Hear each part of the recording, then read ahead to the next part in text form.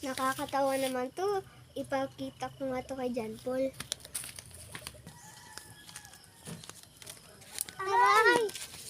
Aray! Saan ba yung phone ko? Ay, ito pala. Nananadya ka ba? Sira pa naman tong phone ko. Hindi. Kasi hindi ako nagtitingin sa daan eh. Pasensya na. Ay, ganun pala. Sorry ha.